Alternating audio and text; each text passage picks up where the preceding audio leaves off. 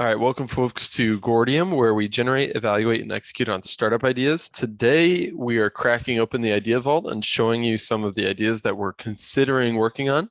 And the idea for today, or the problem I should say, is that making a budget is really challenging, especially making a good budget that you're going to stick to, that is like well designed for your situation. Does that capture kind of, Yeah, I think, yeah, making a personal budget. Yeah.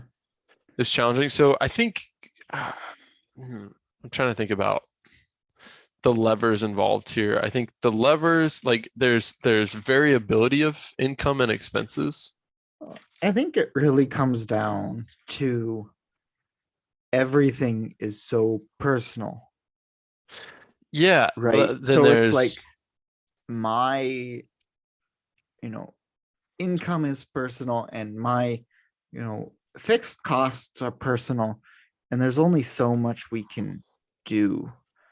It's like, oh, shoot, my, lease is too expensive. Oh, I could move, but, in 8 months. there's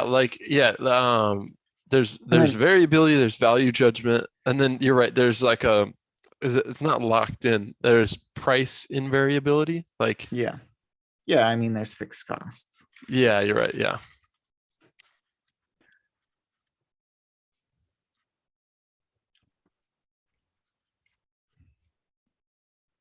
Yep. I think, we both very, and hopefully others should understand this problem. I think the richness in this one lies in the solutions. Yeah, I think so. And I think I want to dive into some connections really quick because immediately Black Swan and the barbell method like come to Mhm. mind where you have a bunch of safe bets, and then you like then take risks in small Mhm. defined areas. Um, that those come to mind. And I think really the difficulty, and this was always my contention with budgets, is that budgets attempt to predict the future in some ways. And Mhm. according to Black Swan, the future is not predictable. And I think budgets in general do a poor job of covering our bases for Black Swan events, or they give us a false sense of security in that we've really planned for things, and we Yeah. haven't necessarily. Another connection is I believe it's a nudge where they talk about, you know, setting up systems where when you get a raise, it ups your percentage contribution to investing. Yeah. So shaping, decision architecture so that you don't really need so much to make a budget and you can Yeah. still save. Yeah. I think I think there I guess I'm gonna talks about decision architectures to support easy easier choices when variables change. I think Mhm. there's this information asymmetry that makes this challenging. Like I remember I think it was you or Liv. I said I spend X amount on groceries, and they were like, "Oh, I spend half of that just by going to Aldi," and I wasn't aware that Aldi was that much cheaper because I didn't have that where I grew up in Indiana. Mhm. There's not many Aldis, and in Michigan there were a lot, and so there's just this asymmetry of yet I had budgeted probably uh, you know 25% more than I needed to for food just simply by Mhm. shopping at the wrong spot. Yeah. Yeah. And Yeah. yeah. So for solutions, um, shall we dive into solutions? I'm Yeah. just really, chomping at the bit to get here. Yeah. Which one, is there one in particular that's Well, getting you right now, or do so you have one some other that's not ideas? up there. Recently, I read, a book, "The Richest Man in Babylon," like a 100-year Oh, old finance book or like personal finance book. Just pretty intriguing. But that basically said, like, screw the specifics. It all averages out, right? Where and they had a very simple thing, save 10%. And that was like their one rule. That was it? Oh, Essentially, fascinating. like it was just very simplistic.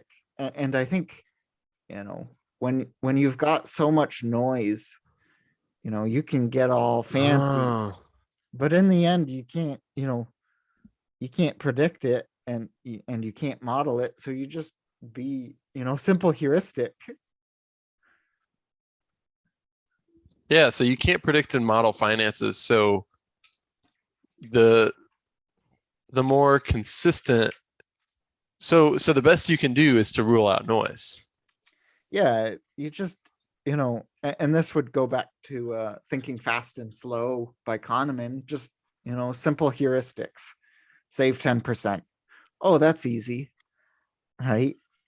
It's not like, oh, I need, I can only spend this percentage on my housing, but, I'm in this, I live in LA, so everything's expensive for Yeah, housing. So, therefore I can't budget. If it's, there's no reason to say, well, I I live in this, therefore if there's just two bins, what you use and what you save.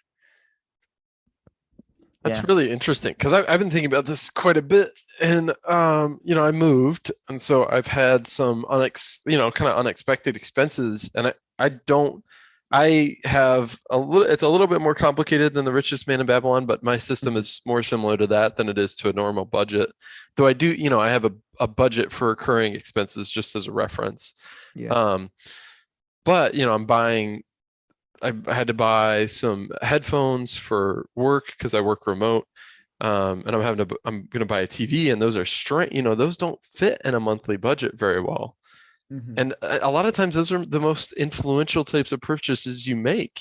How do you budget for buying a house? Like, I mean, generally you just save up over time, but I'm guessing you would Yeah. chunk those savings. Like, this kind of brings us back to, I guess, inconsistent incomes, which is a connection that we've talked about, inconsistent incomes and Mhm. budgeting. Well, and that reminds me, one time I was interning at a company, and they had a quarterly bonus system, like a lot of places. But I was talking to someone, and they were like, "Oh, now I'll go," and they were just replacing all their, you know, um, large appliances whenever they, got a new bonus, and it was like, that seems kind of bizarre, like in my opinion. Like, if your stove is pissing you off, Yeah, just get a new just stove. buy a new stove. Yeah. And I understand for some people, their financial means don't really allow them to do that easily. That was not the case for those people. Yeah, they were very comfortably. They were Yeah. engineers, they were doing okay. Yeah. Yeah. In a engineers at a good company in a very low cost area, Yeah. which I'm coming to discover. Um, yeah, I really like these simple heuristics because what I really really think the power or the weakness of most budgets is the most important time to use a budget is when you're making a purchase, and you can't pull up your whole budget in your head and know exactly how much you have to spend. And then, really, it's so complicated when you're thinking about a purchase because not only do you have to consider, can I afford this now? You have to extrapolate forward in time and think about, if I buy this now, will I still have money in the budget for future Mhm. expenses? That when you have these decisions are made in a millisecond. You're dealing with unconscious emotional things that have to be responded to really quickly, which is why that really small heuristic is Mhm. so valuable. Like, I think there's two things that you can do, which is one, like, take care of all this up front. So, like, save 10% at the start of the month automatically. Then you don't have to think about it at all.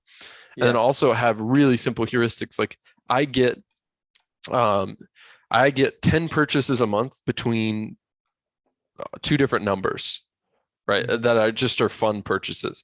And Yep. I know, all I have to do is count. It's like, oh, I have one left. Okay, Mhm. I'm not going to buy that. Oh, I have five left. Yeah, I'll buy that. And it greatly simplifies the process. Mhm. Yeah. Um, I lost my train of thought. I think one solution is don't make a budget. Yeah. But I think this interesting one, which now looking back on, we kind of tried this, which is like a Wizard of Oz budget, which is like, here, give me some information and I'll give you back a budget. And that it's too personal. It's too value judgment. We tried to do this for each other, and it was, we're best friends, and it was still Yeah. incredibly hard. Yeah. Yeah. I think it'd be interesting to have like an application, where you could, add the different sliders you want, so it's Ooh, yeah. your housing, and then it, all auto adjusts for you, right? It's like, okay, you know, I make, $3 a month and I spend $1 a month on housing. So you drag your, housing to $1, and then, it auto pulls everything back. Um, because you can't spend more money than you shouldn't spend more money than you have. Um, Yeah. yeah. That would Or, actually be really fun. or another, part of what makes it hard is that, the information asymmetry, right? Where the people who know the most about, how to make a budget don't really need it. And I think that's Mhm. one of the merits of the Wizard of Oz, right? You can get someone who knows, okay, this is generally what, you know, uh you need. And then, so what if you would tackle just that information gap, right? Okay, what categories do you need? What, Mhm. percentages that, typically, and like go through, and it's like, okay, some people like this type of budget. Here are the pros and here are the cons of that. Yeah. And, then it's like, okay, I like this, a budget like this, budget's a lot of money for, donations. And that is something of value to me. Okay, I'm going to, model mine after that, or something a little bit like that. Yeah. And I think like if you could anonymize it and collect enough data, or you could Mhm. just use percentages as Yeah. well. And I think that would be really, really interesting. Yeah. Well, and you could, how, like, what bracket are you, and then what are your percentages? So then, the people who are making, millions a year, it's like, well, of course their, you know percentages look way different because they're not eating, you know Exactly. Well, you're right. And this is one of the challenges. I think budgets are most valuable when you have very little wiggle room, Mhm. but they still fail on the how to make decisions day to day. Yeah. Um, but I think, yeah, I think part of the problem with making budgets is how we use them. The reason it's hard is we want to use them as a guide, but they're really more of a reference. It's Mhm. a plan more than a strategy or a tactic. Yeah. It'd Yeah. be interesting if, um I know you tried this a little, but to just have money go into, like, automatically go into Yeah, you're right. Yeah. your different pots. So, I'm so pissed that no one's done this.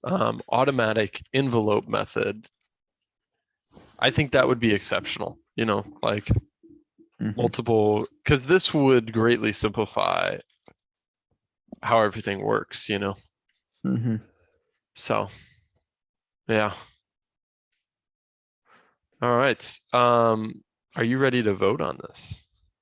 Um, I'm ready to start thinking about my ratings. Does that count? Yes. Oh, Okay. Yep. All right, I've got mine. Yep. Motivation, One. same. Expertise, One. yep. And then impact. One. Yeah, I agree. What does that make this? Whatever we want. Tags reference. Studio would be low to medium. So it's not a studio. Okay, then it'd be Canvas would be motivation medium to high.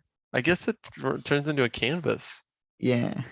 which is not really a thing anymore, but we're gonna just make it that. Wait, what's our oh, we go to crowdsource. It goes to crowdsourced Yeah. actually.